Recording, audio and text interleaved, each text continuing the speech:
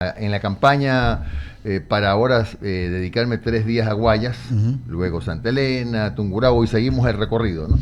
Digo pausa porque aquí vivo, pero Claro. activar igual en Guayas. Se ha recorrido el país en algunas regiones, sin duda alguna, y eso como campaña electoral es bueno. ¿Falta territorio o no? La campaña es muy corta. Ok. La campaña es sumamente corta y por eso es que muchos candidatos han optado por disparar pautas pues a diestra y siniestra en las redes, que no es malo, pero no es suficiente. La gente igual, pese a lo que hoy algunos consultores dicen, ya no hay que hacer territorio, se ganan las campañas en redes, eso es mentira, porque eso aleja al candidato de la realidad de la calle, porque nadie le explica mejor sus problemas que la gente, sobre todo que vive en los sectores más empobrecidos de las ciudades, ¿no? De la costa, de la sierra, del oriente. Y eso es algo que a uno le sirve finalmente para saber en qué terreno está pisando. Yo he hecho un mix, nosotros mejor dicho, hemos hecho un mix con una diferencia. Todo lo que subimos a redes es orgánico. Nosotros no tenemos absolutamente de $1 todavía de pauta, porque siempre es mejor saber, ver y escuchar a gente real respecto de lo que uno hace o deja de hacer, ¿no? Pero ese dólar de pauta la van a utilizar tarde o temprano. No, bueno, sí, por supuesto, en Claro. algún momento, pero no aún seguimos Bien. haciendo campaña. Mira, estoy más negrito de lo que soy. Incluso el día del debate dicen que me había bronceado, era la luz. Estoy más negro, pero era la luz, una luz de tal manera que fue hasta hablaba la gente de eso, que se bronceó, se metió en una cámara de bronce. No sé por qué a mí la luz que me pusieron salía rojo, es verdad. ¿Y qué le deja el debate a Johnny Jairala? Mire, el debate se supone que era para el voto informado, pero el formato estuvo tan mal hecho. Que siempre lo hemos cuestionado. Bueno, sí, ¿y sabe por qué? Yo dije en algunas entrevistas en Quito, que estuve estos días, no invitaron a un productor de televisión Bien. y de radio, porque esto finalmente era un espectáculo, era un montaje para televisión, para radio, que les habrían orientado a los académicos que están en un escritorio cómo se monta un programa de estos. El tema es que fue muy teórico, fue muy teórica la construcción del debate. Faltó el conocimiento de la cancha. Eso es lo que no hubo. Y por eso es que a algunos candidatos les quedó muy mal el debate, porque hay gente que, como debe ser también, contextualiza y luego aterriza. Entonces, en la contextualización se les acaba el tiempo. Y ese es el tema, por eso es que se redujo a veces a lo que es penosísimo, por ahí un par de frases que quedaron flotando en el ambiente, pero para mí no fue un buen escenario, pero yo por lo menos sí me siento contento de haber posicionado mis dos ideas más fuertes, que son el tema del control de las fronteras con la militarización de la frontera con Colombia. Para que no ingrese la droga. Y por supuesto, porque ese es un tema de fondo, y lo que tiene que ver con también la policía penitenciaria y de dónde sacar la plata para cumplir todas las promesas. Conté como 156 promesas de campaña. Nadie dijo cómo lo iba a hacer. Ese es el problema. Y aquí en el análisis que hicimos en el panel de I99 decíamos siempre el cómo, ¿no? Y claro, eso es lo que los ecuatorianos necesitan, pero el tiempo no les da a los candidatos. No, sí, más que el tiempo, es la falta de investigación no les ha dado, porque yo sí dije el cómo, y lo dije ese día. Pero en uno o dos temas, no será otro. Claro, nosotros estamos pisando la plata. Aquí abajo hay 40.000 millones de dólares de reservas entre petróleo y gas. Y para dos cosas nos sirve. Primero, para atraer la inversión privada nacional e internacional cuando mi gobierno anuncie que abrimos para la contratación, para la licitación, la explotación y exploración de nuevos pozos. Lo mismo el campo Amistad. No solamente para el problema del momento, que es la crisis terrible del país, sino también para hacer ese tránsito a la economía que se llama post-extractivista. Porque para tener parques eólicos nuevos se necesita plata. Para otros parques gigantescos que tienen que ser de energía solar se requiere plata. Para nuevas hidroeléctricas se necesita plata. ¿De dónde va a salir la plata si no es de la explotación de esas reservas que tenemos, que finalmente permitirá que en unos cuantos años, que no pocos, ya podamos reemplazar los 5.000 megavatios que hoy necesita el Ecuador de energía fósil básicamente por energía limpia. Ahora, todo eso refleja un esfuerzo tremendo. Primero hay que darle seguridad jurídica al país para que la inversión llegue, si no, no Pero, podemos hablar. Mi querido Javier, ¿cómo usted atrae capitales de afuera si lo primero que ve Ecuador en estado de guerra? A los 3 meses más se renueva el estado de guerra, después el estado de excepción. Eso no transmite ninguna seguridad. Okay. La gente quiere oír cómo le va a dar la seguridad, la gente de afuera también. Y cuando logremos encerrar en la economía de los narcotraficantes, asfixiarla con el plan que tenemos, allí eso va a generar confianza. Y si me permite, se lo resumo. Claro. En la frontera norte hay 570 kilómetros, la mitad está casi desguarnecida. ¿Por dónde cree usted que ustedes creen que entra la droga? No entra, pues como algunos dicen, es que un dron va pasando y tira unos ladrillos de droga. Esas son niñerías. Pues. La droga entra todos los días por el norte porque hay 250.000 hectáreas de coca sembradas en el sur de Colombia. Por ahí entra, hay una cascada. Por eso es que seguimos siendo un país de tránsito y por eso es que el 85% de la droga que sale del Ecuador sale por los puertos que tampoco tienen la seguridad de vida y salen por vía marítima. Claro. Hay que militarizar la frontera norte, los puertos y también la frontera sur porque ahí el mayor problema, aparte del combustible, son las armas. Entonces, si usted logra eso y tiene una UAFE fuerte, si la droga no sale de Colombia, no entra al Ecuador, no se vende, y si esa droga no se vende, no se lava, y tiene una UAFE fuerte, asfixia la economía de los narcotraficantes. Nadie se atreve a meterse en eso, por miedo, por no sé qué, pero nadie lo ha hecho. Ramiro Cepeda continúa con el diálogo. Sí, una sola pregunta, Jimmy. Lo que decía Javier es seguridad jurídica. La seguridad jurídica es poner la cláusula compromisoria en los contratos internacionales para someterse a árbitros. El pueblo ya dijo que no al arbitraje. ¿Cómo lo vas a hacer? La inversión no va a venir si no hay la cláusula compromisoria para someterse a árbitro. El problema es que, como bien dice Ramiro, eso ya lo decidió el pueblo. Y eso también, además, genera desconfianza. Pero hay formas de asegurarle al inversionista extranjero. Mira, por ejemplo, va a haber una gran oportunidad en mi gobierno con la empresa que reemplace a Petroecuador. Ustedes saben, como yo, porque han hecho también largos años periodismo, muchos años periodismo, que Petroecuador ha sido parte del pastel toda la vida, gobierno tras gobierno, acuerda con tal alianza o tales asambleístas, toma un pedacito de Petroecuador tú, toma otro pedacito tú, toma este pedacito, CENEL, SELEC, todo es parte de la torta. Lo que tenemos que hacer es reemplazar ese Petroecuador que hoy, no por culpa de los técnicos, no por culpa del personal, sino por culpa de la politiquería, 13 gerentes en 4 años, hoy ya causó metástasis por una empresa mixta, 51% Estado, 49% nacional. ¿Por qué digo así? Porque si no es el 51% del Estado, hay que reformar hasta la Constitución. Pero sí, como una empresa mixta no hay que reformar nada. Pero una empresa que comprenda no solo petróleo, gas, sino también energía. Una mega empresa como en Colombia, como en Argentina, YPF, como Ecopetrol en Colombia, como Petrobras en Brasil, como lo que está por hacer México. Una empresa mixta que tenga el 51% del privado y el 49% no, al revés. Al revés. ¿Sabe por qué al revés?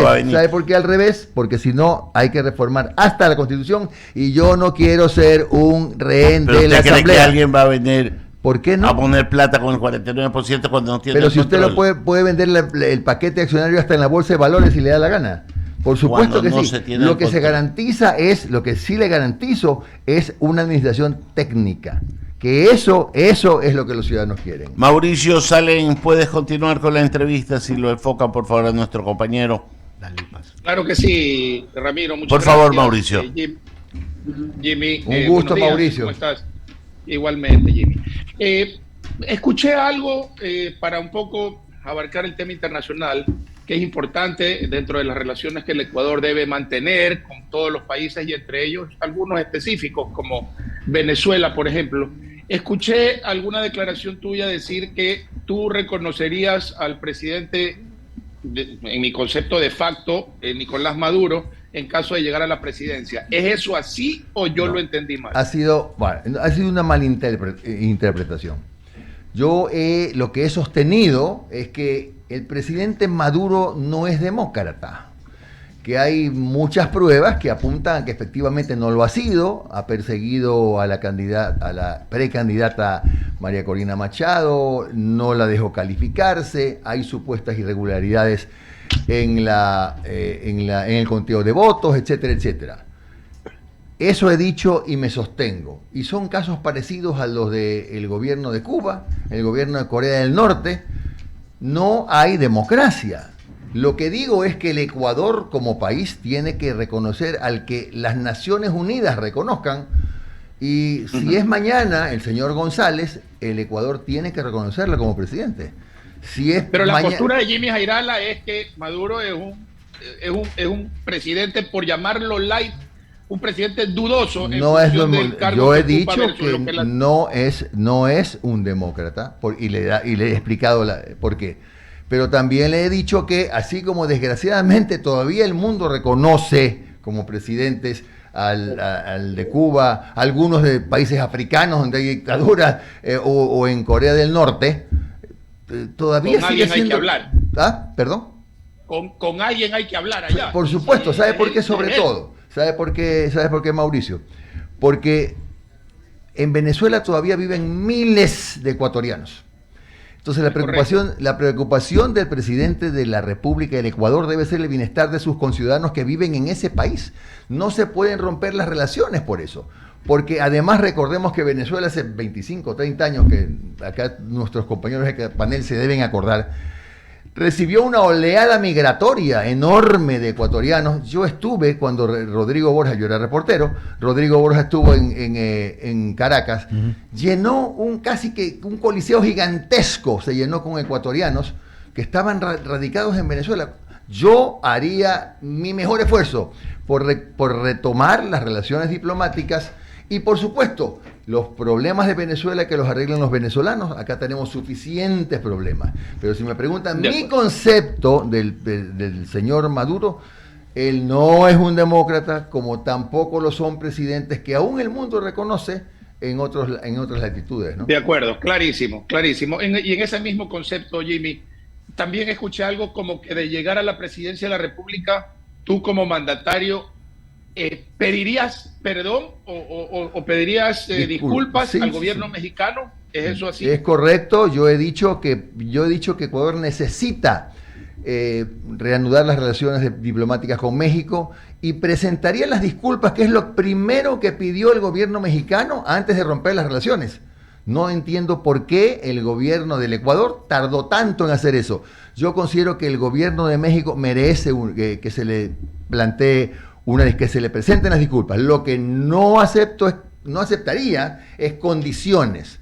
¿Me explico? O sea, si no das el salvoconducto, entonces no hay renovación de relaciones. No, yo creo que con el diálogo se puede conseguir perfectamente esa reanudación y que el tema del salvoconducto siga su trámite diplomático regular. Pero no puede depender la relación con México de la actitud del Ecuador, que se resiste a disculparse por la ocupación de la embajada. Eso es absolutamente inviable y estoy seguro que en el momento en que el gobierno del Ecuador presenta las disculpas que corresponden, se abre un canal, una puerta para poder llegar a acuerdos con el gobierno de México.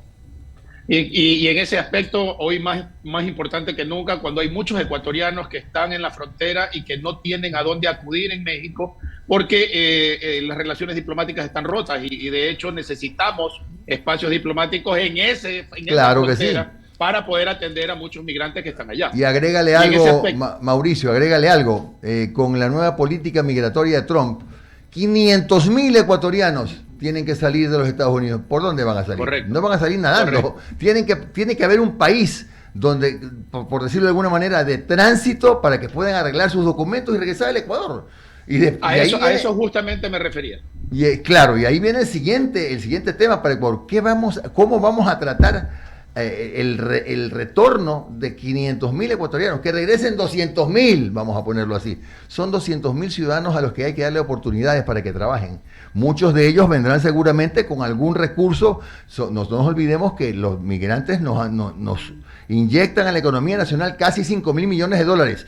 No puede decir el gobierno ni nadie que es problema de ellos porque no arreglaron los papeles, pero claro, cuando llegaban las remesas, ahí sí que bien, aplausos para los migrantes. No, señor, tenemos que hacer como país algo con los migrantes. Si viene con algo de dinero, ok, trabajemos con ellos para que sepan dónde pueden invertir.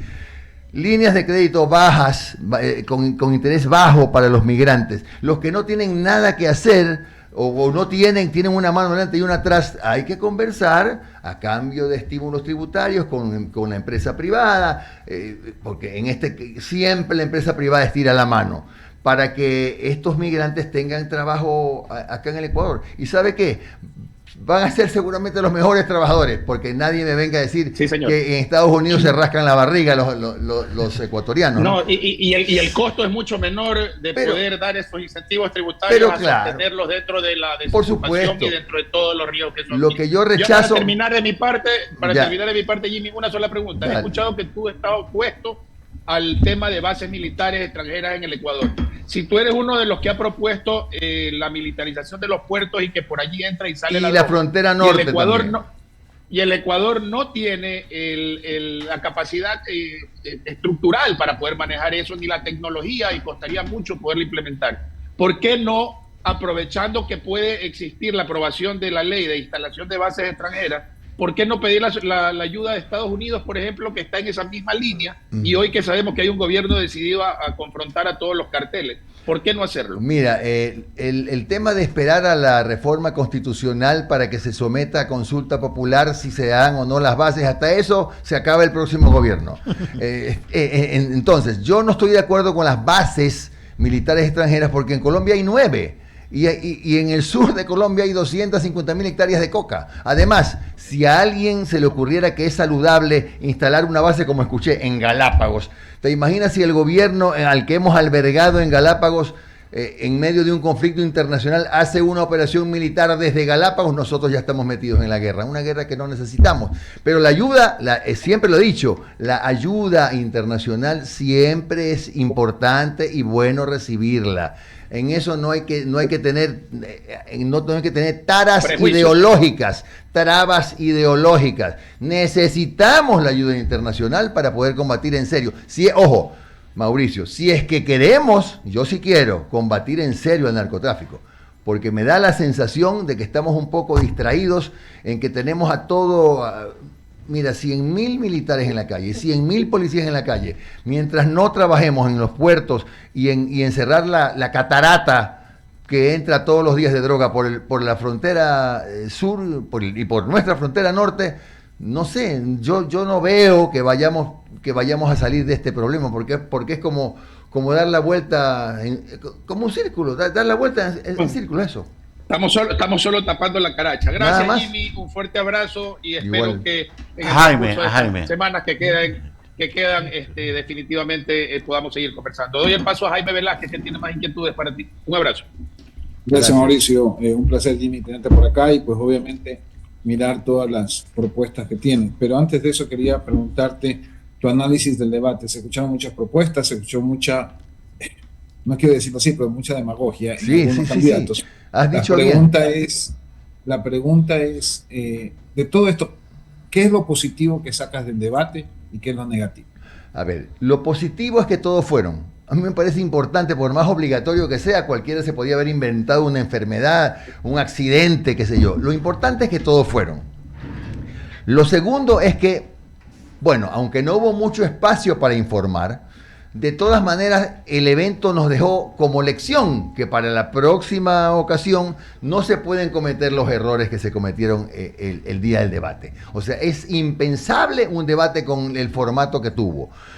Lo que es penoso más bien es que en realidad, como lo dije temprano aquí en la entrevista, todos ofrecieron todo, dijeron misa, como digo yo, pero nadie decía cómo. Y lo digo con mucha modestia, el único candidato que decía cómo hacer las cosas era yo. El problema es que en la turbulencia de tantos que hablaban, que la réplica, la contrarréplica, 15 segundos, 5 segundos, como que más se posicionaron un par de frases por ahí, lo cual sí fue malo para el debate. Que se posicionaran un par de frases o determinadas actitudes, como en el segundo bloque, donde fue una verdadera carnicería, ¿no? Sin embargo, bueno, cada uno baila con su pañuelo, como digo yo.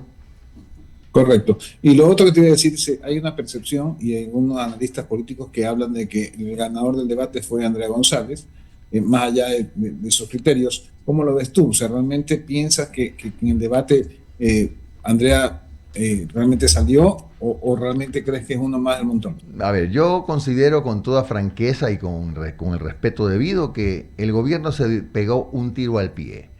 Se pegó un tiro al pie cuando una candidata que evidentemente está alineada con el gobierno, que no lo he desconocido, que así lo ha dicho el propio Lucio Gutiérrez, se dedicó pues fundamentalmente a censurar a la candidata de la Revolución Ciudadana. Esto puede haberle representado a la candidata de Sociedad Patriótica un par de puntos en las encuestas. Pero ¿a costa de quién? No de Luisa González, sino de Daniel Noboa. Entonces, eso fue un tiro al pie. Para mí, en términos futbolísticos, un autogol.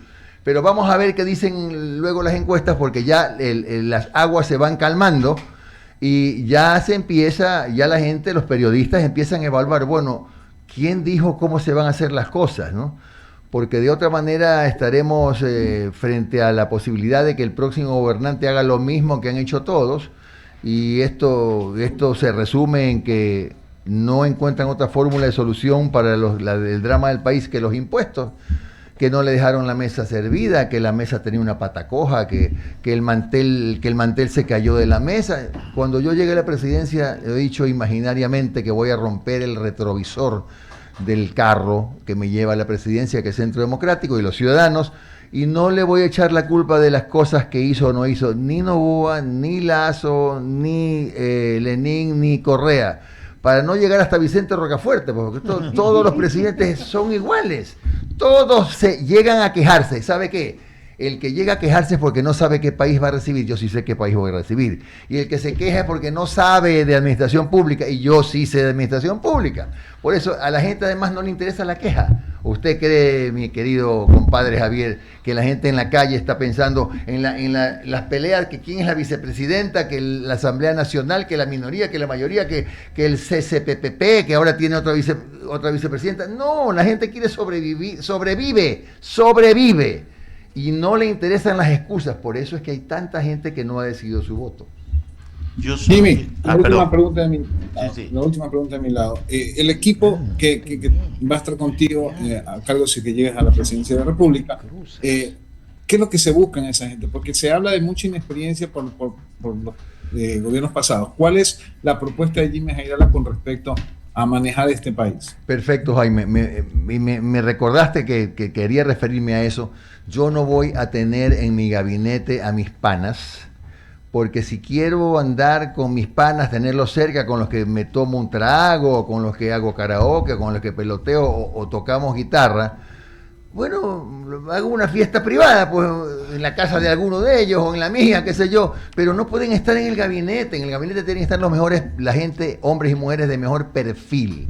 No importa el tema, para mí, no importa el tema ideológico, no importan las etiquetas, las marcas, el mejor ciudadano o ciudadana, el mejor, tenga o no tenga experiencia política, tiene que estar en el gabinete. De lo contrario, sería más o menos como yo digo, un club de lambones, ¿no? Que van a decir, sí, presidente, todo bien, presidente. No, yo tengo que aprender también, ¿no? Que yo no soy todólogo. Ni siquiera los periodistas somos todólogos. Y en el gobierno necesito gente de primera que me diga, vea, presidente, esto no es lo correcto, hagámoslo de acá, que me convenza y que yo comprenda que efectivamente lo que tengo al lado es alguien que quiere el bienestar del país y quiere que el presidente no meta la pata. Entonces, esa es la idea. Van a ver por primera vez en la historia un gabinete absolutamente diverso. Correcto, Jimmy. Le voy a dar paso a Javier Segarra, que ya se encuentra con ustedes ahí en la cabina, así que para que continúen con la entrevista. Un abrazo a la distancia.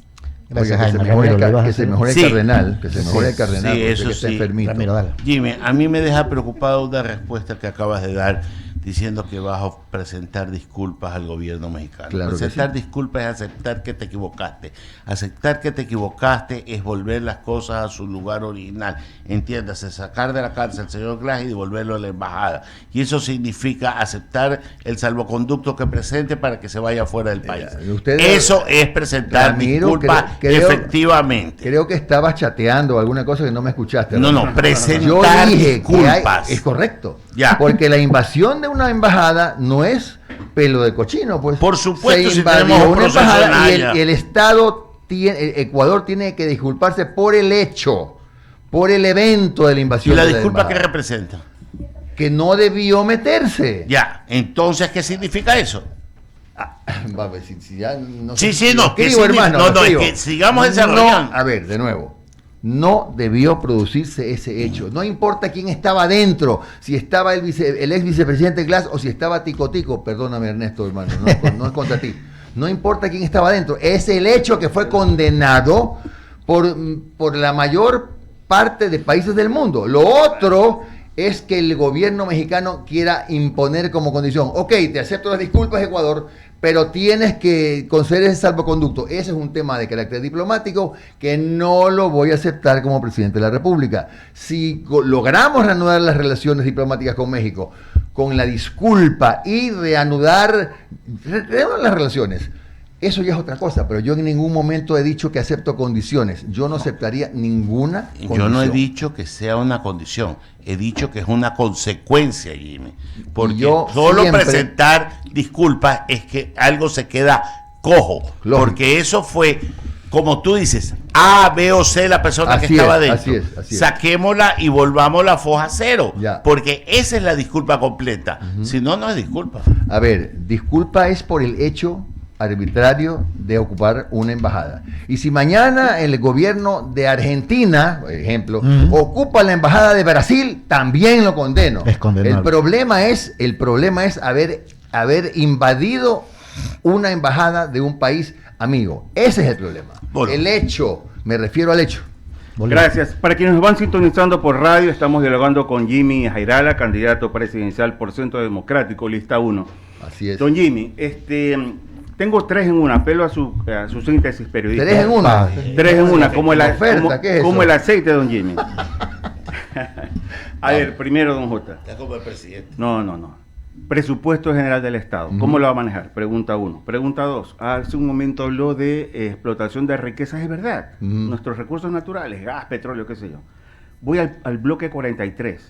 Pingo, Tambococha, Tiputini. En estos momentos, sí, a través de una resolución de una consulta, pues está cerrada. Así es. Pero estamos desperdiciando recursos ahí. Yo no De sé si acuerdo. convocaré una consulta para nuevamente reactivar. Ya. 2. Y 3. En este tamaño inmenso del Estado, ¿usted recortaría ministerios o Bueno. concentraría los mismos? Tema, gasto. Muy bien ese 3 en 1, le digo. Me Dale. gustó. A ver, vamos por ITT. Yo no lo toco, porque eso ya fue resuelto por consulta popular. Bien o mal, ya se pronunció el ciudadano. Usted me dirá, sí, pero hay algunos miles de millones de dólares. Sí, pero no es todo. Eso es un pedacito chiquito de las reservas que tiene Ecuador en petróleo y en gas. No toco ese tema porque ya ese tema, si volvemos a convocar una consulta, sería más o menos una burla respecto de lo que ya el pueblo aprobó. Yo no lo toco, más allá de que estaba mal redactado, que decía debajo de la tierra y era debajo de la superficie, qué sé yo. Eso es un tema para mí absolutamente secundario. En el tema presupuestario, para poder, en el tema de la burocracia, hay que entender cómo está conformada. Hay 495.000 burócratas, pero casi el 80% son médicos, policías, enfermeras, profesores. La pregunta es, porque yo he escuchado, vamos a recortar el 50% del presupuesto y que vas a votar a los médicos, a las enfermeras, cuando la gente se queja de que faltan educadores, faltan profesores, faltan médicos, faltan enfermeras, faltan policías en la calle. Vas a recortarlo. Hay que entender y conocer el presupuesto del Estado. Entonces lo que hay que hacer es que ese resto que queda, que algunos puede ser que efectivamente estén disfrutando del goce de estar en el gobierno sin hacer nada, esos son los que tienen que demostrar cuán útiles son como profesionales cuando hagamos así como el tránsito de la energía sucia a la limpia, cuando todos los servicios públicos estén en un celular. El que presenté en el debate era de madera, por si acaso. Pero casi le da un yello a toda la seguridad. En un celular, ¿por qué todavía no podemos tener todos los servicios aquí? Entonces, allí es que vamos a ver si ese 25% de burócratas, eso no es bueno para ayudar en este proceso. Eso va a permitir purgarlo. El presupuesto del Estado, mire, este año pagamos 7,000 y pico de millones de dólares solamente entre capital e intereses de la deuda interna y externa. El próximo nos toca casi 9,000. Sí, señor. Lo cual significa que la cuarta parte del presupuesto del Estado va a estar comprometida en la deuda, lo cual es inmanejable.